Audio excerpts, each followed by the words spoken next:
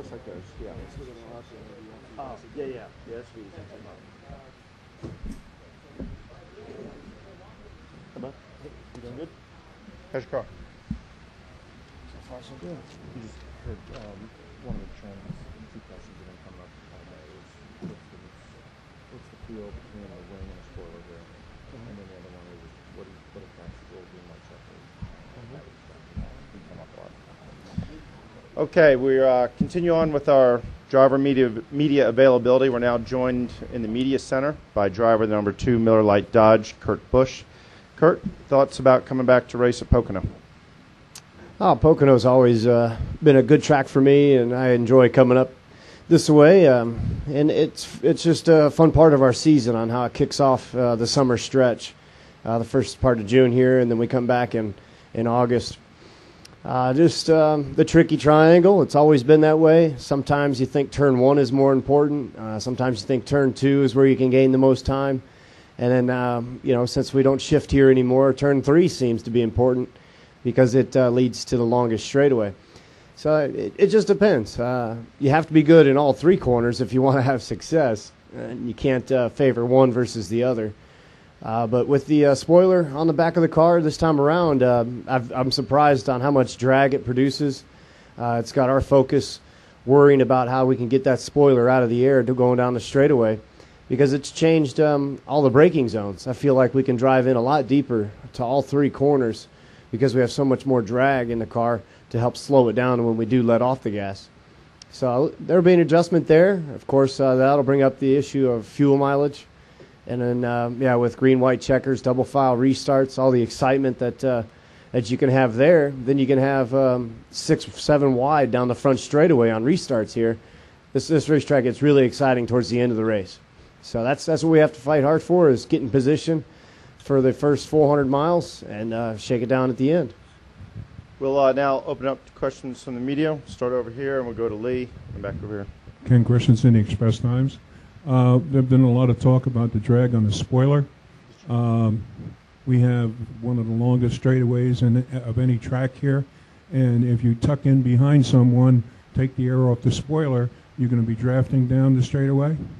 And then when you get to the first turn, you're going to have to duck out so you can get the air back on the. How is that going to work? And what about the closing rate? Yeah, there's going to be an extreme draft that all the drivers will feel once we get into the race. It's hard to simulate it in practice, but when we have double file restarts and we're all packed together for the first 10 laps of a run, there's going to be some big runs that you're going to receive down the front straightaway, even down the Long Pond straightaway. And the draft will increase the RPMs, and we'll probably be up against the rev chip. And so a lot of guys might be close to over-revving, and we'll have to make sure that we take care of that. You don't want to abuse the car by staying on the rev chip too long, but you don't want to give up precious speed out on the racetrack. Lee Spencer, Fox Sports. Kurt, where have you seen the biggest change at Penske Racing in the last year? Some people have pointed to the engines. They said, they see a lot more horsepower, your competitors at least do. And how much did the move from Reading down to Mooresville kind of help the process as a whole? Yeah, it's hard to really put our thumb on one department that's gained more than the rest. It would be unfair to say that one gained more than the other because they've all done a good job, whether it's been the motor department, aerodynamics. We've been saving weight on when we build these new chassis, and just the overall crew chief driver team engineer relationship is continuing to get stronger every week. So it's hard to really pinpoint where we've gained the most, but I would just say that if we had a B- in one category, we've now raised that to a B+ or an A-. Even pit stops, like last week we came in running second, went out in the lead on the final pit stop. My guys know how to do it when the pressure's on the line. And with the shop now merged all together as one, with all the IRL guys coming down from Reading and moving in Mooresville, it helps with Roger getting around the race shop. Tim Cindric is able to communicate more easily. And we're hoping that there's more cross-pollination that starts to arrive with the way that, let's just say, the IRL cars, the way they wire the cars, the way they plumb it, We can save a lot of wiring and extra plumbing on our cars by looking at those IRL cars. So hopefully that'll cross over soon too. Eric McClung from OnPitRow.com. Kurt, even before sweeping at Charlotte, past year or so, you've been one of the best drivers on mile-and-a-half tracks like Charlotte, Atlanta, Texas. So first question, why do you think you run so good there? And second part, what do you think you can do to run more consistently and better at places like Pocono and some of these other more unique tracks? Yeah, I had one win at a mile-and-a-half the first portion of my career, and then now I can't remember when I haven't won on a mile-and-a-half.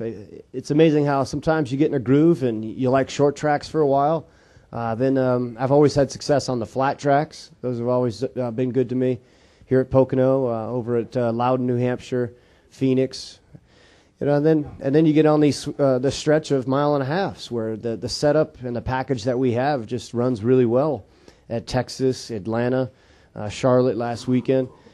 And so you never know where it comes from. You just hope the trend doesn't stop, and you just keep riding the wave. And right now, what we need to have happen is this setup that we're running. You know, I'm real anxious to see what we get in qualifying this afternoon and then how it settles in for the race on Sunday, because this is basically the package that we've run at the mile-and-a-halfs, especially as of late. Reed Spencer with Sporting News. That goes right into my question. Given that this is a place where you've got to set up and where you've traditionally run well, what can Steve bring to the mix here to make you even better? Yeah, we just have to continue to stay on the cutting edge of our setup and what we can learn this week. Will it translate again at Michigan the next week? You know, and then we were at a road course testing, getting prepared for Sonoma. What I like about Steve is he's just always a step ahead, and it's easy to digest things when we find a new direction when you're a step ahead. Anything further for Kurt before qualifying? Kurt, thank you for your time and good luck this weekend. Great. Thank you so much.